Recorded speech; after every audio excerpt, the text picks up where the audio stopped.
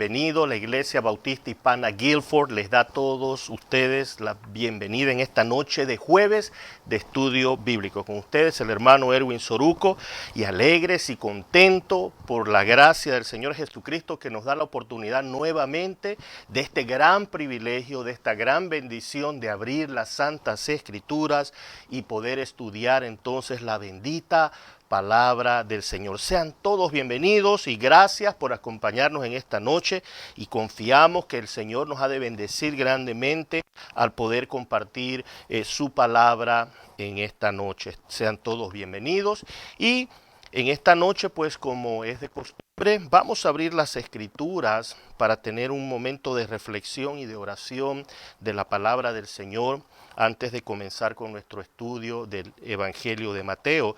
Y quiero que me acompañen allá a Primera de Tesalonicenses, la primera carta a los Tesalonicenses, capítulo 4. Y vamos a meditar brevemente en los primeros 12 versículos de este capítulo. Primera de Tesalonicenses, capítulo 4, versículos del 1 al 12. Y tendremos un tiempo de oración.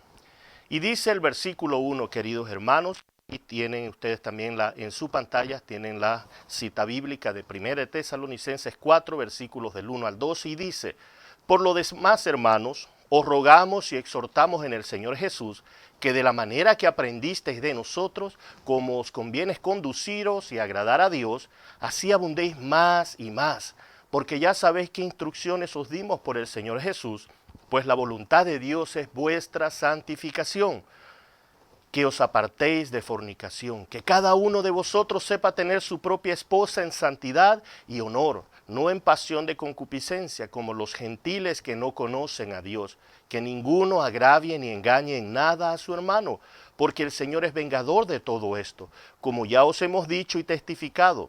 Pues no nos ha llamado Dios a inmundicia, sino a santificación. Así que el que desecha esto, no desecha a hombres, sino a Dios, que también nos dio su Espíritu Santo. Pero acerca del amor fraternal, no tenéis necesidad de que os escriba, porque vosotros mismos habéis aprendido de Dios que os améis unos a otros. Y también lo hacéis así con todos los hermanos que están por toda Macedonia. Pero os rogamos, hermanos, que abundéis en ellos más y más, y que procuréis tener tranquilidad y ocuparos de vuestros negocios y trabajar con vuestras manos de la manera que hemos mandado, a fin de que os conduzcáis como es honradamente para con los de afuera, y no tengáis necesidad. El apóstol Pablo anima a los hermanos de Tesalonicenses a dos puntos importantes que resaltan de los muchos que podemos encontrar aquí: a vivir en santificación, a cuidar de nuestra santidad, a esforzarnos a perfeccionar la santidad, y eso se muestra en tener el amor los unos con los otros, amándonos los unos a los otros, que no es un mandamiento nuevo para la iglesia, es algo que el Señor estableció, que nos amemos unos a otros y que perfeccionemos la santidad.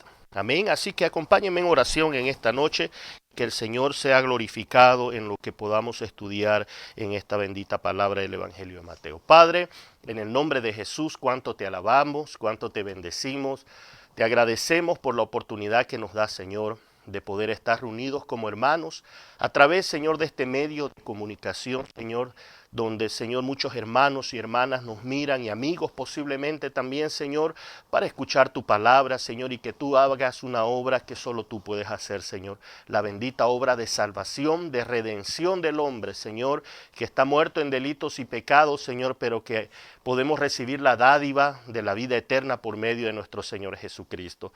Padre, te agradecemos porque nosotros, Padre, ya hemos recibido esa gracia, no porque éramos buenos, no porque teníamos algo bueno en nosotros, fue por el puro afecto de tu voluntad, Señor, según el propósito que tú tenías en llamarnos. Señor, te agradecemos, Padre eterno, y ahora como hijos tuyos, como hijas tuyos, Señor, queremos caminar, Padre, en perfeccionar la santidad, queremos caminar en el amor, Señor, los unos con los otros, cuidando de nuestros matrimonios, cuidando, Señor, de todos aquellos que están alrededor de nosotros, Señor, siendo de testimonio para las personas a nuestro alrededor, Señor, y eso es lo que deseamos, Señor.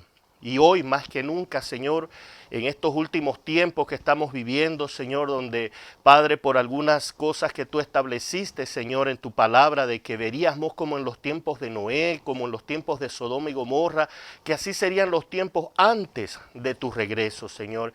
Y esas son las cosas que estamos viviendo, Señor, y sabemos que tu promesa de tu regreso está aquí a la puerta, Señor amado, y más que nunca la iglesia debe esforzarse por el poder de tu Espíritu Santo en vivir en santidad, en no imitar, Señor, al mundo, sino separarnos del mundo, Señor, en sus actividades, Señor, y poder nosotros, Señor amado, crecer en el amor unos con otros, Señor, y poder, Señor, vivir una vida que te represente a ti para gloria y honra de tu nombre, Señor. Así que, Padre, ayúdanos, Señor, ayúdanos en esta carrera que tenemos por delante a cada uno de nosotros, Señor, conforme a la medida de fe que nos has dado, Señor. Cada uno tenemos diferente caminar, Señor, estamos en diferentes procesos, Señor, bajo tu mano poderosa, pero nosotros tenemos un solo Dios, un solo Señor, por el cual hemos sido bautizados, Padre, y un Espíritu Santo por el cual hemos sido sellados para salvación, Señor. Ayúdanos, Señor, manténnos firmes, Señor, en este caminar y que, Padre, todo lo que hagamos, Señor, sea para tu gloria y para tu honra, Señor. Danos gracia en esta noche, danos bendición al abrir tu palabra, a tener este estudio de Mateo, Señor, que podamos, Padre Santo, entender las cosas que son pertinentes para nuestro corazón. Ayúdanos, Señor, danos entendimiento, danos un corazón dispuesto, Padre, que continuemos siendo ese terreno fértil, esa buena tierra, Señor, que tú hablaste en esa parábola del sembrador, que recibamos esta semilla, Padre, y que demos mucho fruto, Señor, mucho fruto para gloria y honra de tu santo nombre, Dios. Padre, encomendamos este tiempo con confianza, con gozo, con alegría, Señor, sabiendo que al abrir tu palabra, Señor, es tu palabra la que viene a nosotros, que es espíritu y vida. Así que eso nos da mucha confianza para continuar hacia adelante, Señor. Gracias te damos por este tiempo y bendecimos tu santo nombre en el nombre de Jesús. Amén y amén. Bueno, queridos hermanos, estamos en el estudio del Nuevo Testamento y el Evangelio de Mateo. Es nuestro cuarto estudio y el estudio final del Evangelio de Mateo. Así de que ha sido un camino muy bendecido en estos jueves que hemos tomado tiempo para estudiar este precioso Evangelio de Mateo que nos muestra una característica muy especial de nuestro Señor, siendo de que Mateo dirige este Evangelio, queridos hermanos, al pueblo judío. Mateo trata de enfatizar de que Jesús es el Mesías, es el Rey esperado, es el Rey de Reyes. Ese es su énfasis especial y entonces en estos 28 capítulos Mateo ha derramado a los judíos y a todos nosotros enfatizándonos que Jesús es el Rey de Reyes, que Él está sentado a la diestra del Padre y tiene todo bajo su poder. Y esto es lo que vamos a ver, las palabras finales allá en Mateo 28. Toda potestad me ha sido dado. Bendito sea su nombre, hermano. Ustedes y yo estamos bajo el reinado de un Dios todopoderoso y nosotros somos sus hijos. Amén. Así que qué alegría, queridos hermanos, poder entender estas cosas.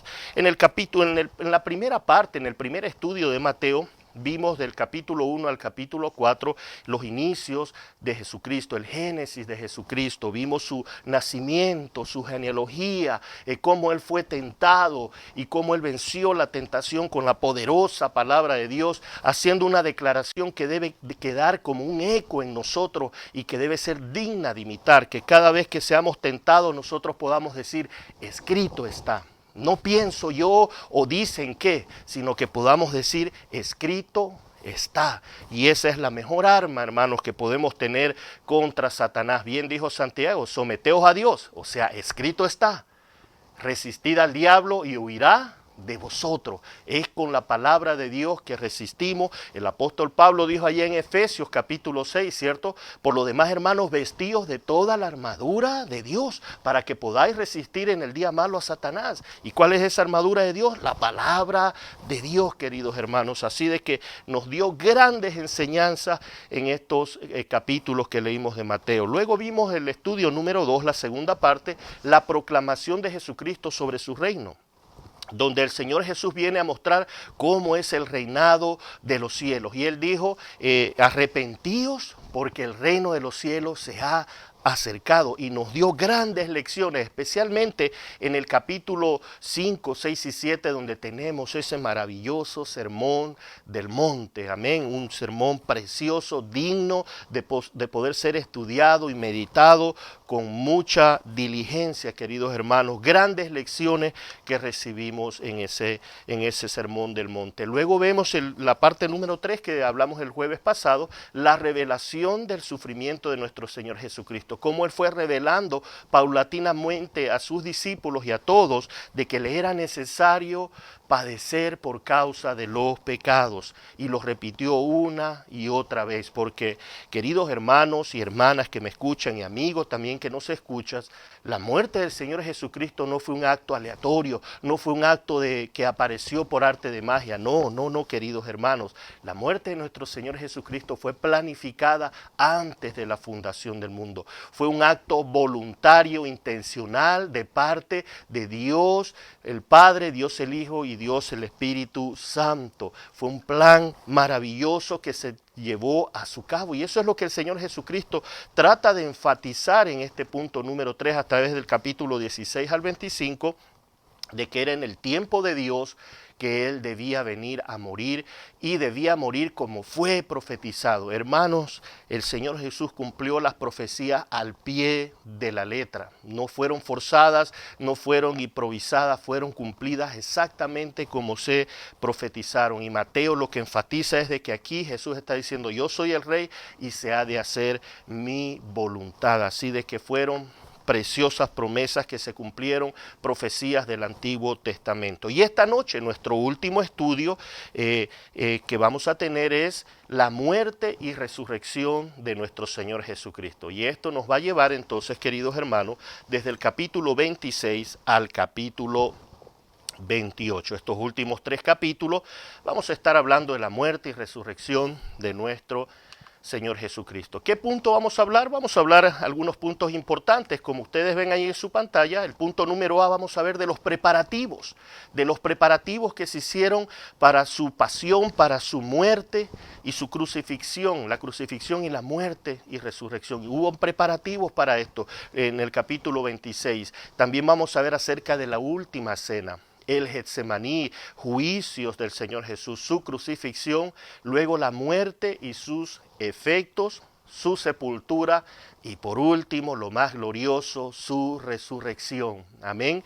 Así de que esa es la gloria de la cruz. Murió, pero Él resucitó para darnos vida eterna. Amén. Alabado sea su nombre. Así que vayamos pues, hermanos, entonces a entrarnos de lleno ahí al punto número A.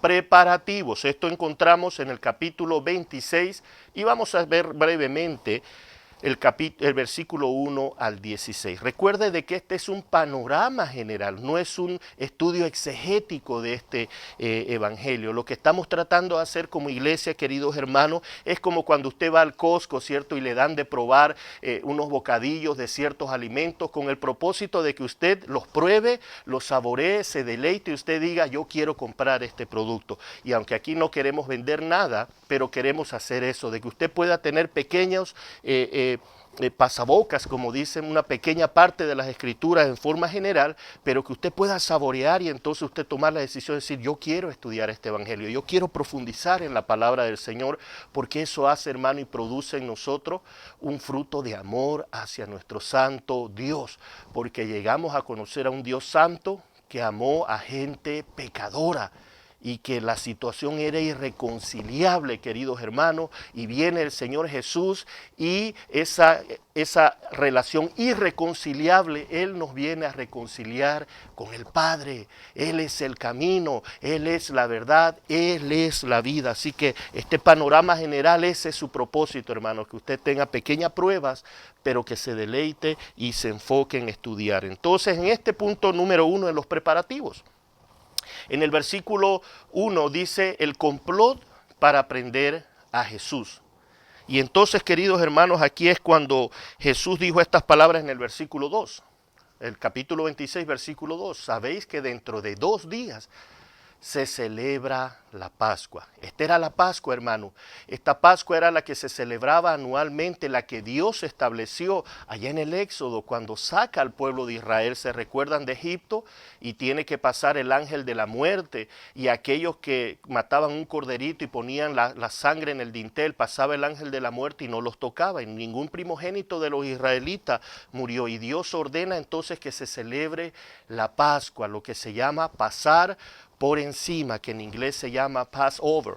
Entonces pasar por encima, el ángel de la muerte pasó por encima de esto y comieron panes sin levadura. Esta era la Pascua, pero esto simbolizaba un día a la verdadera Pascua, a nuestro Señor Jesucristo, aquel verdadero Cordero de Dios que quita el pecado del mundo. Y entonces esto ocurrió 2 días antes de la Pascua, y le dice el Señor Jesús: el Hijo del Hombre será entregado. Y ya vamos a ver en los próximos estudios de los evangelios que esta declaración Hijo de Hombre no es como algunos quieren enfatizar, que se está refiriendo a que es humano. Aquí este es uno de los títulos más gloriosos de nuestro Señor Jesucristo, que fue declarado en el Antiguo Testamento. El Hijo del Hombre era una declaración de que era un hijo, era el Hijo de Dios, poderoso guerrero, poderoso rey. Y aquí el Señor está diciendo: el Hijo del Hombre será entregado para ser crucificado. Y el versículo 3, preste atención, dice: entonces los principales sacerdotes, los escribas y los ancianos del pueblo se reunieron en el patio del sumo sacerdote llamado Caifás, y tuvieron consejo para prender a Jesús con engaño y matarle.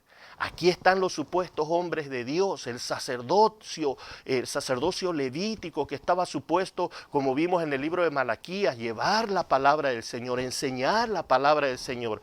Miren lo que están tramando contra el Hijo de Dios, contra el Salvador, aquel que vino a dar su vida por ellos. A los suyos vino, dijo el evangelista, el apóstol Juan en su evangelio: a los suyos vino, pero los suyos le rechazaron. Y aquí dice que consejo para prender a Jesús, pero con engaño. Porque no pudieron hallar, hermano, nada con qué reprenderle. No pudieron hallar ninguna tacha, ninguna arruga, ninguna mancha en nuestro bendito Señor. Porque Él era el Cordero de Dios sin pecado, puro, santo. Y querían entonces con engaño entregarles, hermano.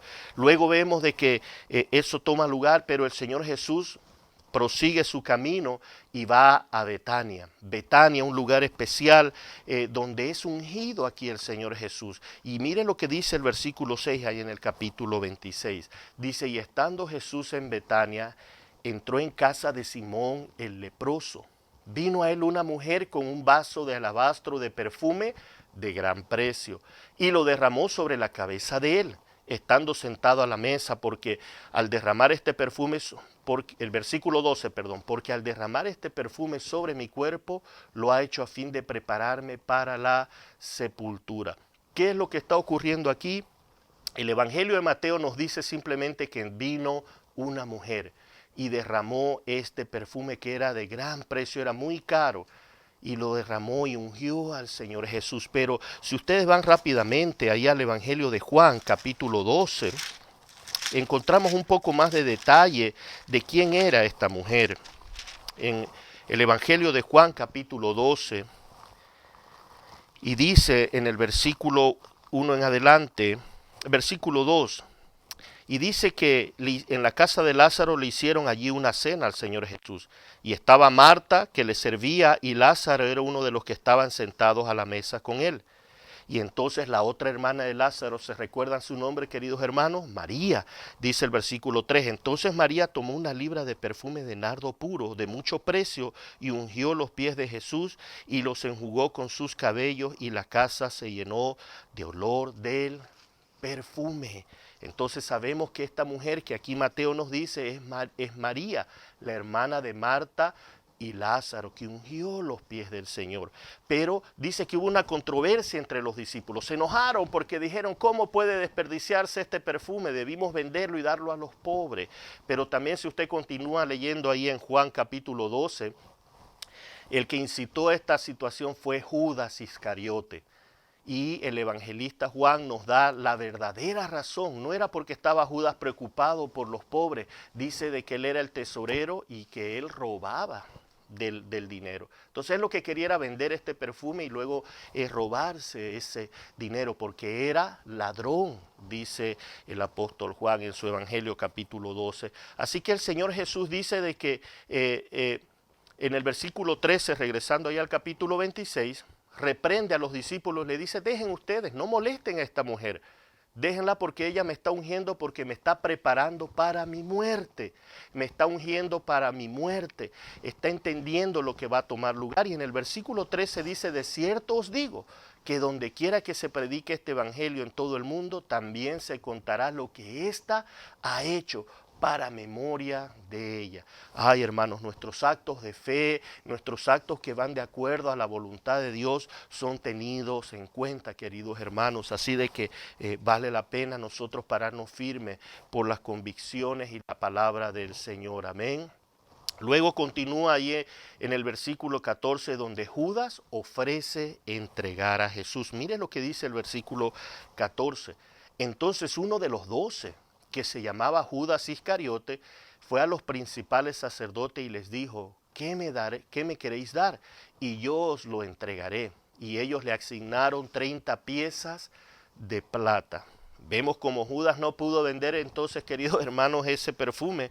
Luego se va a los sacerdotes que no encontraban cómo apresar al Señor Jesús para matarle. Ahora viene aquí uno de los dos y dice, ¿cuánto me quieren dar? Pone en venta a su Señor, supuestamente al que era su Señor, y se le asignaron 30 piezas de plata. Y esta es otra profecía que se cumple del Antiguo Testamento, que sería entregado por un amigo que comía en su mesa y sería vendido por 30 piezas de plata. Así de que estas cosas no ocurrieron al azar, queridos hermanos.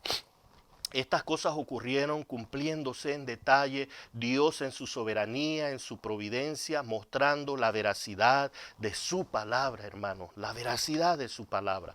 Y continuamos entonces en el punto número B, siempre en el capítulo 26, y ahora viene algo importante, la última cena, lo cual este domingo, cierto, en la predicación de día domingo se nos habló qué es la última cena, así de que usted puede repasar ese tema precioso, y algo que se resaltó es que es tiempo de comunión con nuestro Dios.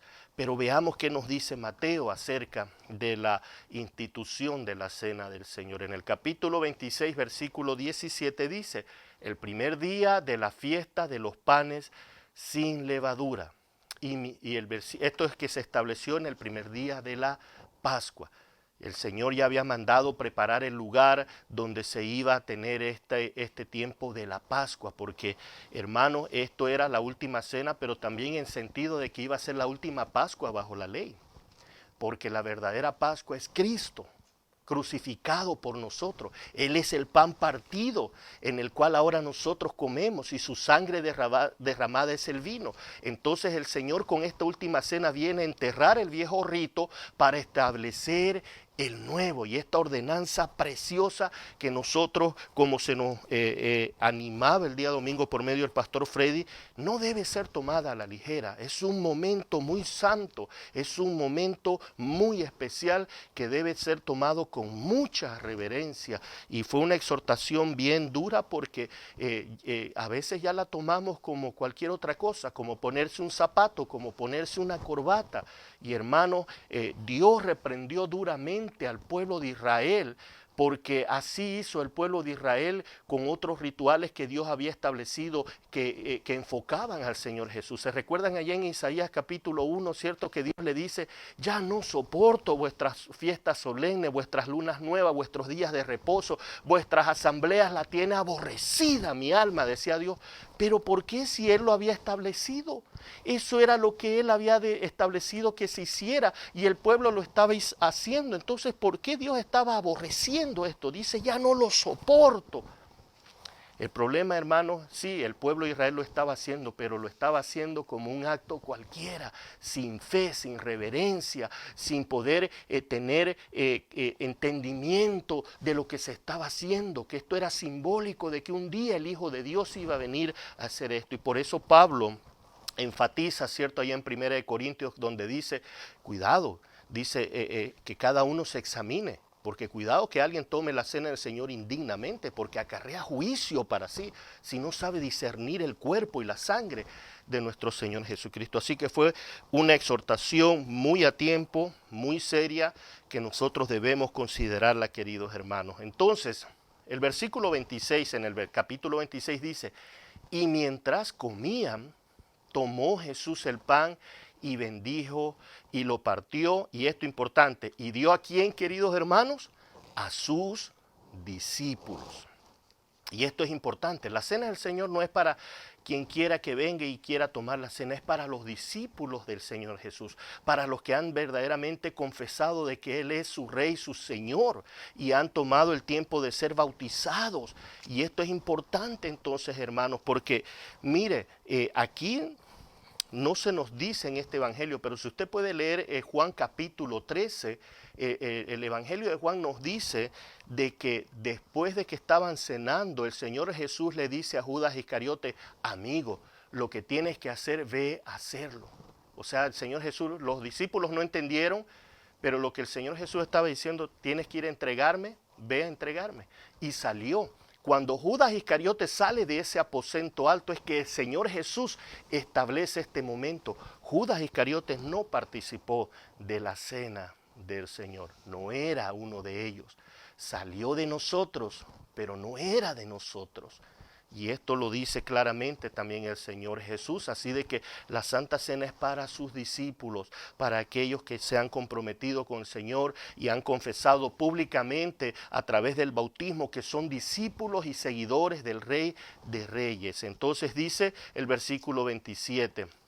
26 leamos, mientras comían tomó Jesús el pan y bendijo y lo partió y dio a sus discípulos y dijo, tomad, comed, este es mi cuerpo. Este es el verdadero pan, ¿cierto? Allá en Juan capítulo 6, yo soy el pan del cielo que descendió del cielo. Yo soy el verdadero pan, el que come mi pan tendrá vida eterna y el que toma mi sangre tendrá vida eterna. El versículo 27 dijo, y tomando la copa y habiendo dado gracia, les dio diciendo, bebed de ella todos, porque esta es mi sangre del nuevo pacto, porque por muchos es derramada para remisión de los pecados, queridos hermanos. Así que qué bendición esta ordenanza que el Señor deja juntamente con el bautismo, una ordenanza muy preciosa. Luego, después de esta cena, el Señor Jesús se van a otro lugar y el Señor Jesús dice en el versículo 31, mire lo que dice en el versículo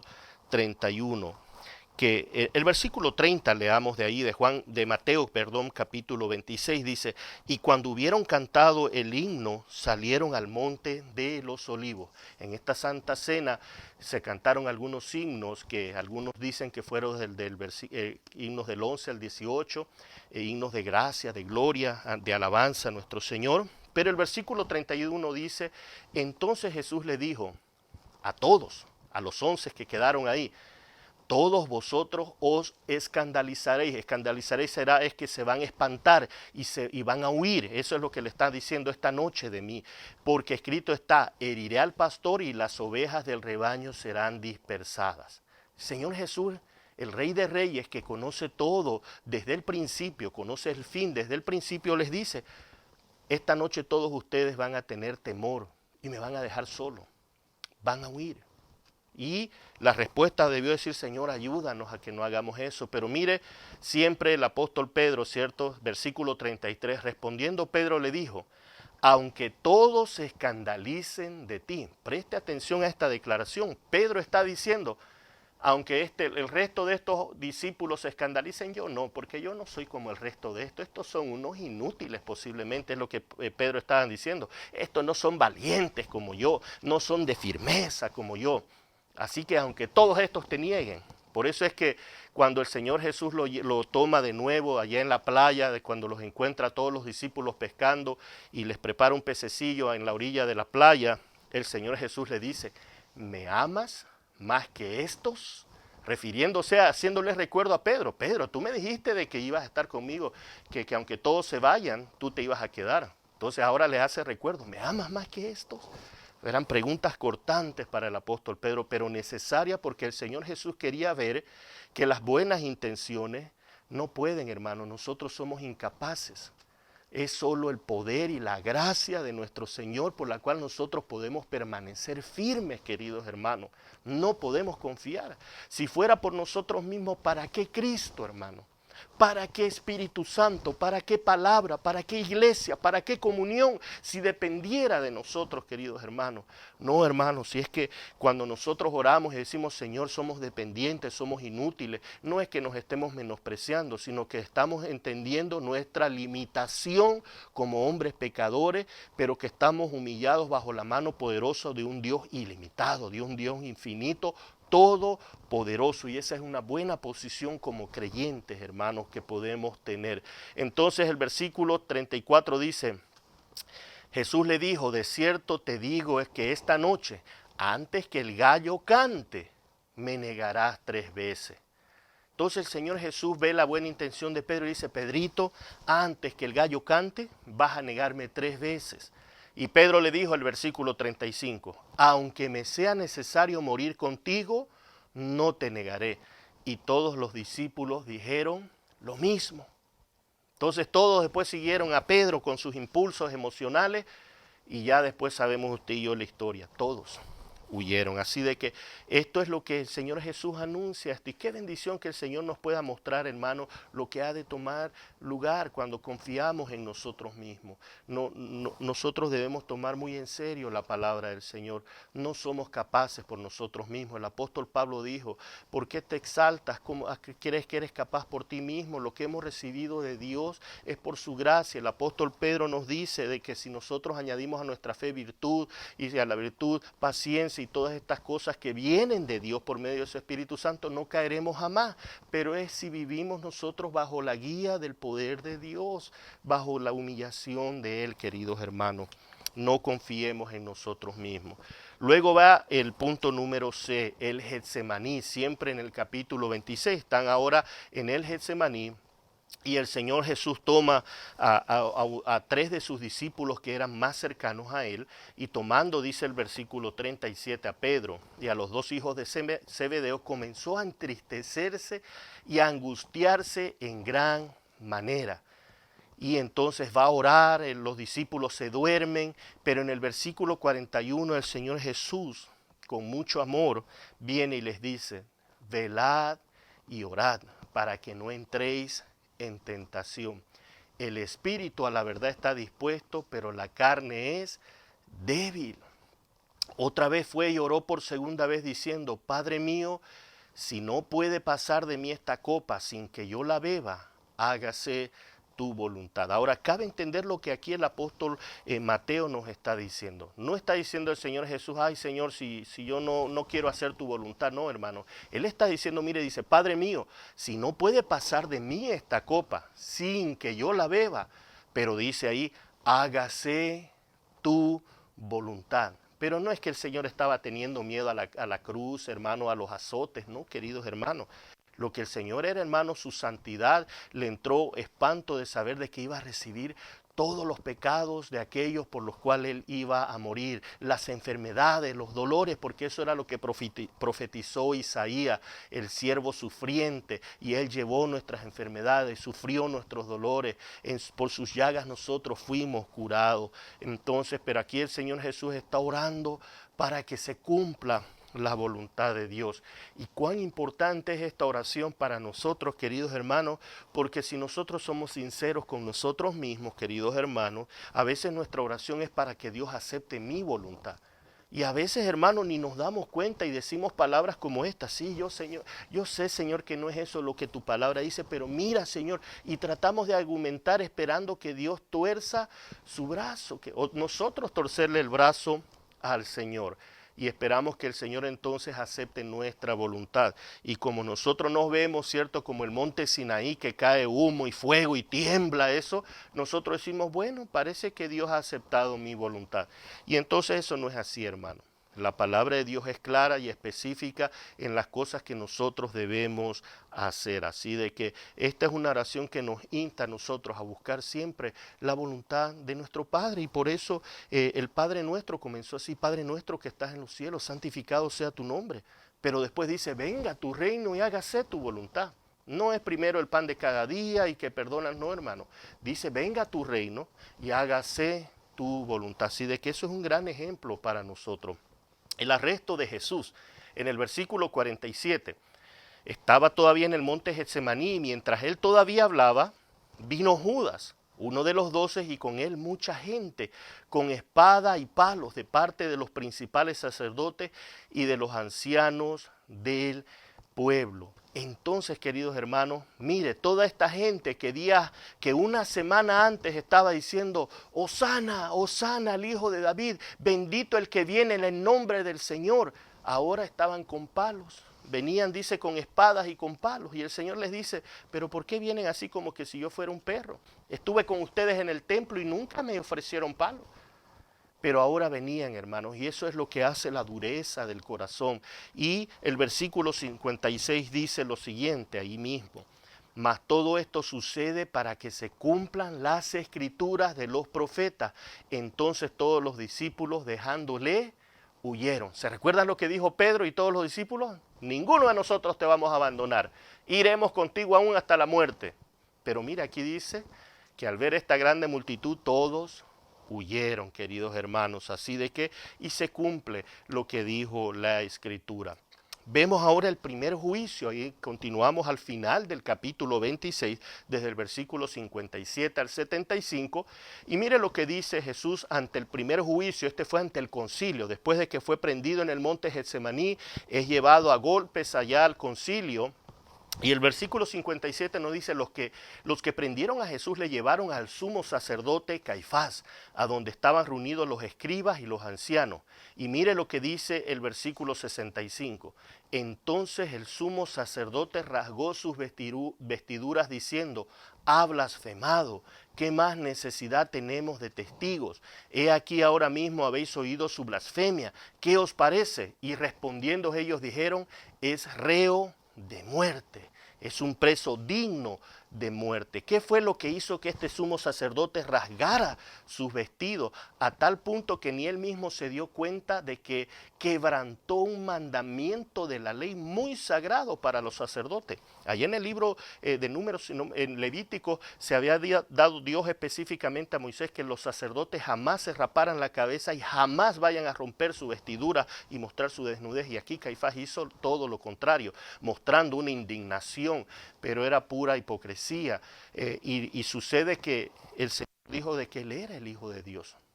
Y eso hizo que se indignara y entonces lo dijeron, miren la blasfema, ya no necesitamos más testigos, es digno de muerte. Y en ese mismo juicio ocurre algo. En el versículo 69 dice que ocurre. Pedro estaba sentado fuera en el patio donde el Señor Jesús estaba siendo enjuiciado en la casa del sacerdote Caifás, del sumo sacerdote. Y dice, y se le acercó una criada diciendo, tú también estabas con Jesús el Galileo. Entonces, aquí Pedro es confrontado por primera vez y niega al Señor Jesús. Luego otra persona le dice, tú eres parte de ello, y vuelve a negar. Y luego una tercera vez, cuando por tercera vez le dicen, tú eres uno de ellos porque aún hablas, tu forma de hablar te delata que eres un discípulo de Jesús Nazareno. Entonces en el versículo 74, mire lo que responde el apóstol Pedro. Entonces él comenzó a maldecir y a jurar, no conozco al hombre. Y enseguida cantó el gallo. Se cumplió lo que el Señor Jesús dijo.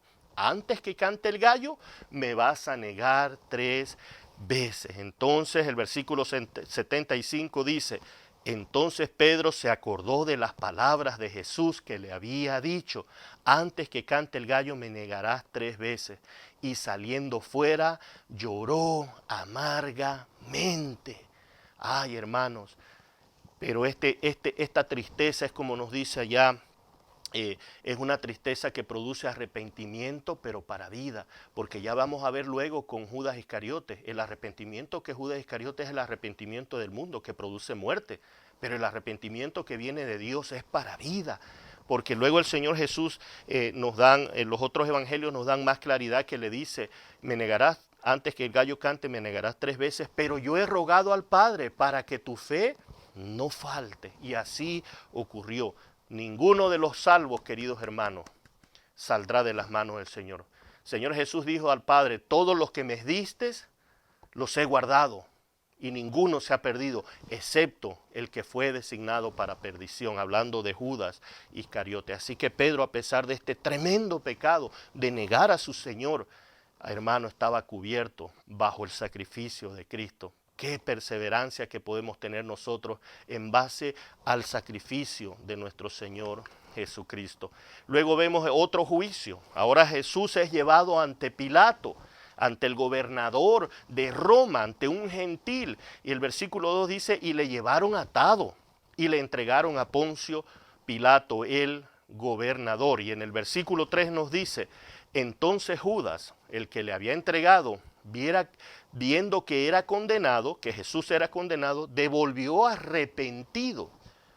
Pero aquí otra versión nos dice que devolvió con remordimiento.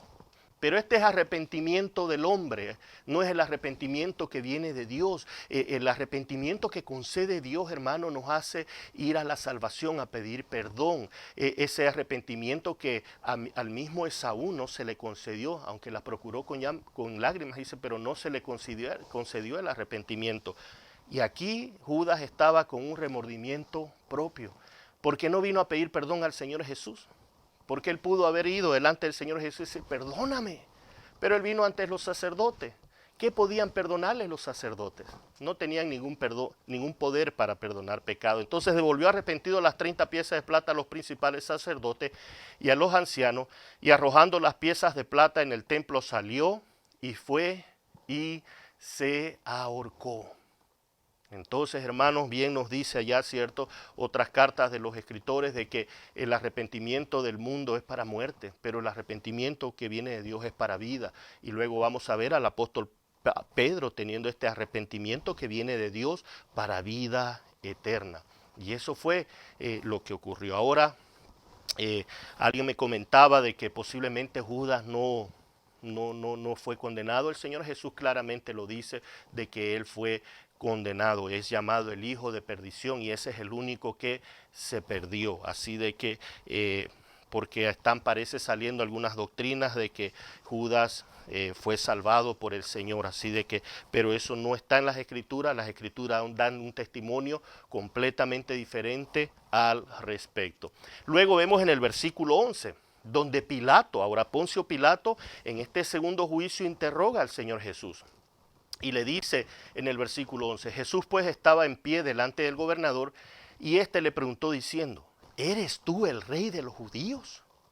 Y Jesús le dijo, tú lo dices. Entonces, porque esta era la razón por lo que lo habían traído. En el versículo 17, entonces Jesús es sentenciado a muerte. Poncio Pilato, hermanos, no encontró delito. Pero entonces el versículo 17 nos dice que reunidos pues ellos les dijo Pilato, ¿a quién queréis que os suelte? ¿A Barrabás o a Jesús llamado el Cristo? En esta ocasión Poncio Pilato anualmente en este tipo de celebración les soltaba a un preso. Y aquí trae Poncio Pilato a un terrible criminal y el pueblo decide por este criminal y el Señor Jesús va en su lugar.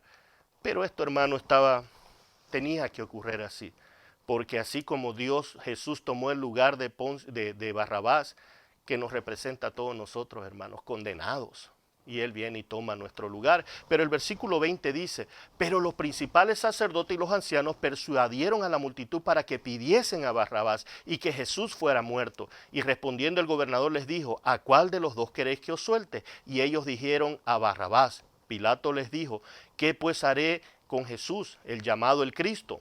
Todos le dijeron que sea crucificado. No fueron los gentiles los que pidieron la crucifixión, fue su propio pueblo.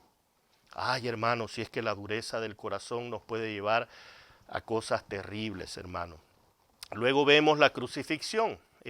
Versículos del 32 al 50 del capítulo 27. La forma como Mateo presenta esta crucifixión no es tan detallada como los otros evangelios, porque no quiere, hermano, alimentar a veces la morbosidad que nosotros tenemos, pero aquí lo que quiere mostrar es lo que se tenía que cumplir, y en el versículo 33 dice, del capítulo 27, Y cuando llegaron a un lugar llamado Gólgota, que significa lugar de la calavera, en el versículo 35, cuando le hubieron crucificado, repartieron entre sí sus vestidos, echando suertes para que se cumpliese lo dicho por el profeta. Otra profecía cumplida. Partieron entre sí mis vestidos y sobre mi ropa echaron suertes. Entonces esto fue completamente profetizado por dos profetas del Antiguo Testamento, uno mayor y otro de los menores, y luego el versículo 37 dice, y pusieron sobre su cabeza su causa escrita. ¿Y quién mandó escribir esto, queridos hermanos? Esto fue Poncio Pilato. Y dice, este es Jesús, el rey de los judíos. Ahora, él luego dice, lo que yo he escrito, pero no porque creía que Jesús era el rey de los judíos, porque si hubiese creído que Jesús era el rey de los judíos, se hubiese convertido, hubiese arrepentido delante del Dios Todopoderoso. Poncio Pilato le hace una pregunta al Señor Jesús, ¿cierto? Dime, yo tengo todo poder para salvarte. Y dice el Señor Jesús, ningún poder te ha sido dado sino el que es dado del cielo para que hagas lo que tengas que hacer. Yo soy la verdad, le dice el Señor, y Pilato le dice, ¿qué es la verdad? Estaba enfrente de él, hermanos.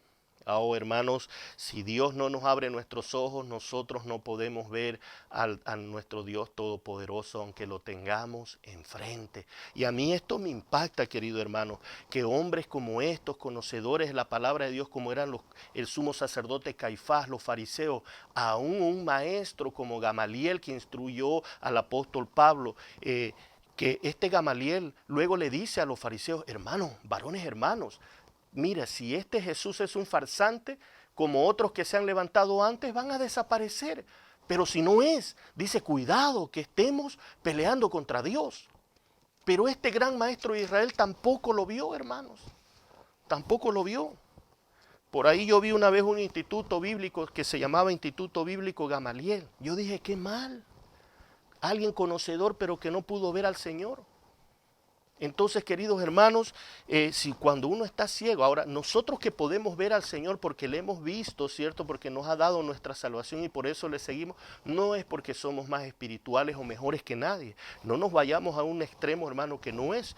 Nosotros hemos visto porque Él nos dio vida. Porque Él nos abrió los ojos, Él quitó las vendas que estaban sobre nosotros. De otra manera seguiríamos en el mundo, de otra manera seguiríamos revolcando en la inmundicia. Fue porque Él abrió nuestros ojos, éramos ciegos y Él abrió en los ojos de nuestro entendimiento para que resplandeciera la luz del Evangelio de nuestro Señor Jesucristo, por el cual somos salvos, queridos hermanos. Alabado sea su nombre. Así de que este era el rey de los judíos. Y en el versículo 46 dice, cerca de la hora novena, Jesús clamó a gran voz diciendo, Elí, Elí, lama sabactani. Esto es, Dios mío, ¿por qué me has desamparado? Mas Jesús, habiendo otra vez clamado a gran voz, entregó el Espíritu. Estas eran las agonías del Señor Jesús. Recibir el pecado, el decir, Padre, ¿por qué me has desamparado? Hermanos, pero entregó el Espíritu. Y algo que tomó lugar, y ya vamos a ver en estos momentos en el capítulo 27, 51 al 56, la muerte de nuestro Señor Jesús y sus efectos.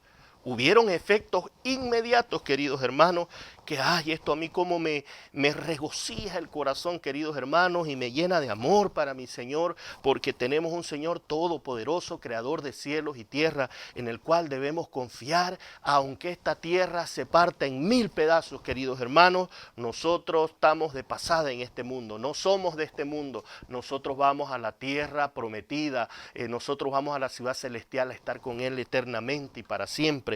Mire lo que dice el versículo 51.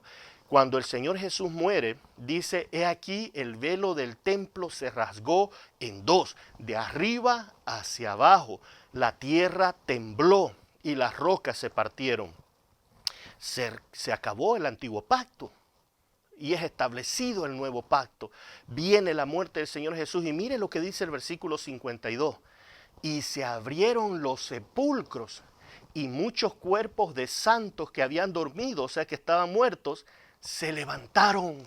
Hermano, hubo un gran número de muertos que resucitaron en ese momento de la muerte y saliendo de los sepulcros, después de la resurrección de él, vinieron a la santa ciudad y aparecieron a muchos. Entonces, que no fue solo el Señor Jesús en esta instancia quien resucitó, sino también muchos, mostrando el Señor así como Rey de Reyes su poder de que la promesa de que iba a haber resurrección iba a ser verdad, no solo con la de ella, sino que también con la de nosotros, porque recordemos que había un grupo que no creía en la resurrección, que eran los saduceos. Así de que aquí vemos este milagrazo, queridos hermanos, que ponía y aparecieron a muchos.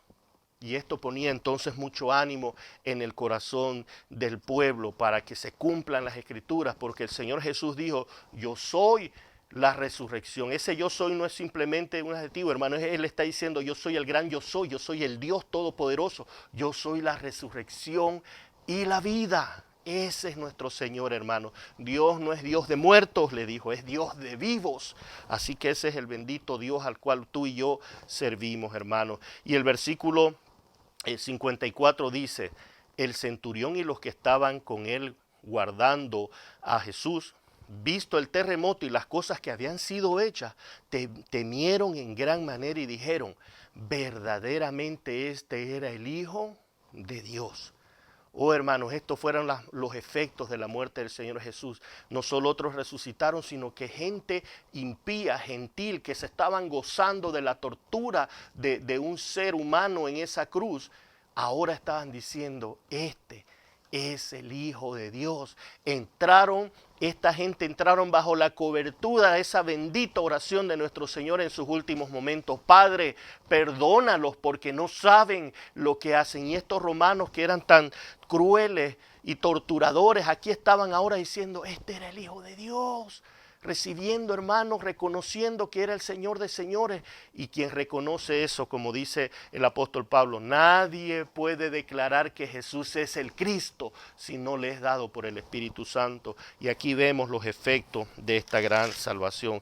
Qué bendición, queridos hermanos. Esto me llena de tanto gozo y alegría. Luego vemos la sepultura de nuestro Señor Jesucristo. En el versículo 57, cuando llegó la noche, vino un hombre rico de Arimatea, llamado José, que también había sido discípulo de Jesús, un discípulo escondida, pero que ahora como Nicodemo, allá en Juan capítulo 3, ahora estaban saliendo a la luz. Este José y Nicodemo trajeron mirra y ungieron el cuerpo del Señor en la sepultura, y este mismo ahora estaba enterrándolo en una tumba que él mismo había cavado. El versículo 58 dice, este fue a Pilato y pidió el cuerpo de Jesús. Entonces Pilato mandó que se le diese el cuerpo, y tomando José el cuerpo lo envolvió en una sábana limpia y lo puso en su sepulcro nuevo que había labrado en la peña, y después de hacer rodar una gran piedra a la entrada del sepulcro, se fue. Ahora este hombre, José de Arimatea, tanto como Nicodemo, ya no tenían miedo de hacer público de que eran discípulos de Jesús, porque reconocieron quién era el Cristo. Y luego, mire la incredulidad de los sacerdotes y de los escribas. El versículo 62, al día siguiente, que es después de la preparación, se reunieron los principales sacerdotes y los fariseos ante Pilato, y diciendo, Señor, nos acordamos de aquel engañador. Mire cómo le hablan al Señor Jesús, hablan del Señor Jesús. Nos acordamos de aquel engañador que dijo, viviendo aún, después de 3 días resucitaré. Manda pues que se asegure el sepulcro hasta el tercer día, no sea que vengan sus discípulos de noche y hurten y digan al pueblo, resucitó de entre los muertos, y será el postrer error peor que el primero. Qué corazón endurecido, hermano. Oh, si esto es para alabar al Señor, hermanos, que Él nos quitó el corazón de piedra y nos puso uno de carne, queridos hermanos, porque en otro tiempo nos burlábamos de estas historias de la Biblia y decíamos que era fantasía, que era para gente débil, que era para gente que no tenía fortaleza. No, hermanos, esto, hermano, esta escritura es vida y vida en abundancia. Y entonces dice el versículo 65, y Pilato les dijo, ahí tenéis una guardia, id a asegurarlo como sabéis. Entonces ellos fueron y aseguraron el sepulcro, sellando la piedra y poniendo la guardia, o sea, guardas.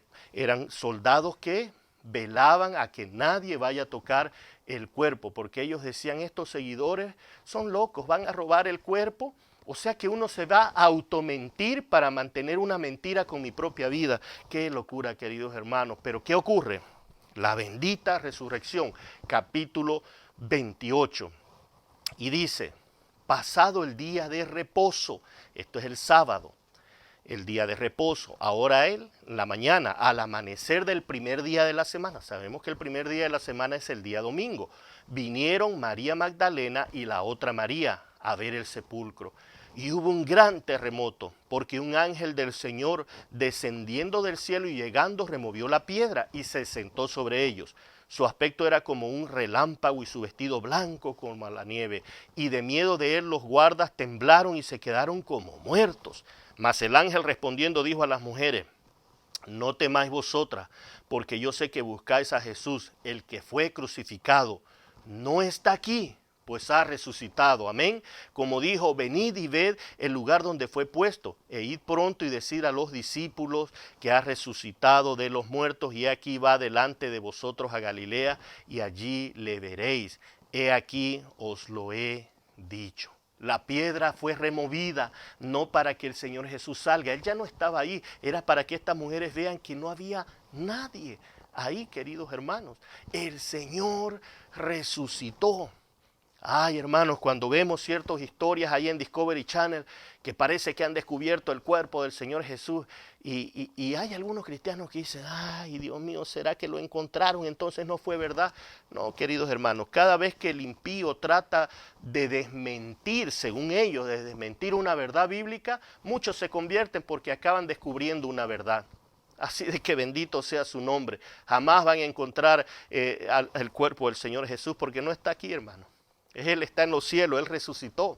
No hay huesos de Él en ningún lugar del mundo. Así que aunque busquen y busquen, nunca lo encontrarán. Amén. Pero un día lo verán cuando Él regrese, glorificado aquí a esta tierra. Y todo ojo lo verá, dice el Señor Jesús. Y entonces toda rodilla se postrará y dirán, este es el Hijo de Dios. Amén. Así de que para algunos será gozo, pero para otros será tortura, al punto que dirán que los montes caigan encima de nosotros. Hermano, amigo que me estás escuchando, ese día no habrá tiempo para negociar, ese día no habrá tiempo para excusa. Entiende esto, hoy es el día de salvación, hoy es el día que tú le puedes decir en la privacidad de tu casa, Señor, no entiendo esto, sálvame, sálvame. Porque el Señor Jesús nos dice claramente que el que viene a mí, yo no le echo fuera. ¿Y quién viene a Él? El que el Padre lo trae a Jesús. Así de que bendito su nombre. Luego, ¿qué ocurre? Mire, el Señor Jesús resucita. Esto era para que el corazón de aquellos fariseos, de aquellos sacerdotes endurecidos pudieran decir, hemos pecado, hemos matado al Hijo de Dios, perdónanos Dios, ¿qué es lo que hemos hecho? Pero mire lo que ocurre. En el versículo 11 del capítulo 28. Mientras ellos iban, he aquí unos de la guardia fueron a la ciudad y dieron aviso a los principales sacerdotes de todas las cosas que habían acontecido. O sea, les dijeron, el Señor ha resucitado, vino un ángel y el cuerpo no estaba ahí, ha resucitado, aquel Jesús ha resucitado, no está aquí. ¿Y qué ocurrió? El versículo 12, y reunidos con los ancianos y habido consejo, dieron mucho dinero a los soldados. Mire, no hubo arrepentimiento, sino más endurecimiento. Se dieron cuenta que Jesús había resucitado y para que ellos no comiencen a dar testimonio de esta gran verdad, dieron mucho dinero a estos soldados romanos. Estos no eran soldados israelitas, estos eran soldados romanos. Les dieron mucho dinero y diciendo el versículo 13, diciendo, decid vosotros, sus discípulos vinieron de noche y lo hurtaron, estando nosotros dormidos. Y si esto lo oyera el gobernador, o sea, Poncio Pilato, nosotros le persuadiremos y os pondremos a salvo. O sea, le está diciendo los sacerdotes malos, perversos, le están diciendo, mira, aquí hay dinero, digan que los discípulos vinieron a robarlo. Y si Poncio Pilato se entera y los quiere matar, porque estos iban a estar sentenciados a muerte, nosotros lo vamos a convencer. Mire qué dureza. Y el versículo 15 dice, y ellos tomando el dinero hicieron como se les había instruido, comenzaron a mentir. Sus discípulos vinieron y robaron el cuerpo. No ha resucitado. Este dicho se ha divulgado entre los judíos hasta el día de hoy. Y muchos aún creen esas cosas, que sus discípulos vinieron a robar. Y que luego cada uno de ellos fue torturado y muerto por una mentira. Hermanos, Es que más fe se necesita para creer esas locuras, hermano, que creer que el Señor ha resucitado. Pero esa es la dureza del corazón del hombre. Y terminamos, queridos hermanos, este precioso evangelio con una de las partes más maravillosas, un mandato del Rey de Reyes a sus hijos, a nosotros, la gran comisión. El Señor Jesús les aparece a los discípulos y entonces dice el versículo 16, pero los 11 discípulos se fueron a Galilea, como fueron instruidos. Recuerdan que el ángel le dijo a estas dos mujeres, a María Magdalena y la otra María, vayan y díganle a sus hermanos, o sea, al Señor Jesús, que vayan a Galilea, porque allá va a ir el Señor Jesús. Entonces los 11 discípulos se fueron a Galilea, versículo 16, al monte donde Jesús les había ordenado. Y cuando le vieron, le adoraron, pero algunos dudaban. Y Jesús se acercó y les habló diciendo, estas palabras que se nos ha dicho ya por los últimos 3 meses desde diciembre, ¿cierto? La bendición final que recibimos todos los domingos. Toda potestad. ¿Qué significa toda, hermanos? En cualquier idioma significa toda. Y esto el Señor Jesús está diciendo, yo soy el Rey de Reyes, Señor de Señores, el Mesías. Toda potestad mi Padre me ha dado. Y dice, me ha sido dada en el cielo y en la tierra. ¿Qué queda fuera del control del Rey de Reyes? ¿Qué queda, queridos hermanos? Nada. ¿Tu problema queda fuera de ese gobierno? No. ¿Tu enfermedad queda fuera de ese gobierno? No. Nada, hermanos, nada. Toda potestad le ha sido dada a nuestro Señor Jesús en el cielo y en la tierra. Y dice el versículo 19, por tanto, este por tanto es importantísimo entenderlo. Está diciendo, por tanto, no se preocupen, entiendan, confíen en mí. Y dice, vayan y hagan discípulos a todas las naciones. Hacer discípulos significa no solo evangelizarlos, sino también llevarlos al paso del bautismo y luego a la caminata del creyente, el peregrinaje que tenemos. Y dice, ir a ser discípulos a todas las naciones, bautizándolos en el nombre del Padre, el Hijo y el Espíritu Santo, y enseñándoles que guarden todas las cosas que os he mandado. Y aquí yo estoy con vosotros todos los días hasta el fin del mundo. Amén. Y este es el proceso. Por tanto, ir a ser discípulos, evangelizar, pero luego llevarlos al bautismo en el nombre del Padre, el Hijo y el Espíritu Santo. Pero después de eso, ya se bautizó, cumplimos con todos. No, viene la parte más extensa, enseñándoles que guarden todas las cosas que os he mandado. No solo es enseñarles la palabra, sino también obediencia. Y estas cosas es lo que nos toca hacer como iglesia, es la que estamos haciendo. Y esto es parte de esto, hermano, lo que hacemos. Amén. Y dice aquí, y qué promesa maravillosa. Oh, cuántas veces nosotros, porque el mundo alrededor se nos está derrumbando, creemos que estamos solos. Pero recuerda esta promesa en el versículo 20. He aquí yo estoy con vosotros todos los días. ¿Y hasta cuándo? Hasta el fin del mundo. Y cierra Mateo con un amén, amén. Así es, mis queridos hermanos. Pues qué bendición, hermano, este evangelio de Mateo. Es una inyección de ánimo, de fe, de esperanza, de perseverancia en el Señor. Por la gracia del Señor hemos terminado, queridos hermanos. Gracias por haber estado con nosotros en estas semanas. Ha sido de tremenda bendición. Con el mismo ánimo les animo a que estén el próximo jueves porque comenzamos el Evangelio de Marcos a través de la persona de nuestro pastor Freddy. Y será otro evangelio poderoso que nos ha de compartir la palabra del Señor. Amén. Así que alabado sea el Señor y oremos y demos gracias a nuestro Señor que nos permitió tener este estudio precioso. Amén. Amantísimo Padre, gracias te damos, Señor, por esta oportunidad que nos diste de estudiar este precioso evangelio que tú inspiraste, Padre, a través de un hombre como fue Mateo, para escribir las proezas del Rey de Reyes y del Señor de Señores. Y Padre Santo, sabemos de que esta palabra que ha sido sembrada, regada, ha de dar mucho fruto, Señor, porque tu palabra ha de hacer todo por la cual tú le enviaste, Señor. Gracias por este privilegio, Señor, que muchos hermanos ahora mismo en otras partes del mundo no lo pueden tener, Señor, porque no tienen, Señor, porque son perseguidos, es prohibido abrir una Biblia, es prohibido tener una reunión reunión bíblica y nosotros tenemos esta abundancia, gracia de parte de ti, Señor. Te alabamos y te bendecimos y Padre, suplicamos que nos des mucho crecimiento y mucho fruto que permanezca para gloria y honra de tu nombre, Señor. Bendice a cada uno de mis hermanos y hermanas que estuvieron fieles en este estudio y Padre, también creemos con mucha confianza en ti que veremos mucho fruto en esta palabra, Señor. Gracias por mis hermanos, bendíceles, que tengan una noche muy reconfortante y Padre, que el día domingo todos estemos preparados, Señor, para continuar, Padre, en esta caminata como iglesia, Señor. Gracias te damos en el nombre poderoso de Jesús. Amén y amén. El Señor les bendiga, mis queridos hermanos. Pasen todas unas buenas noches y nos veremos pronto, si así Dios lo permite.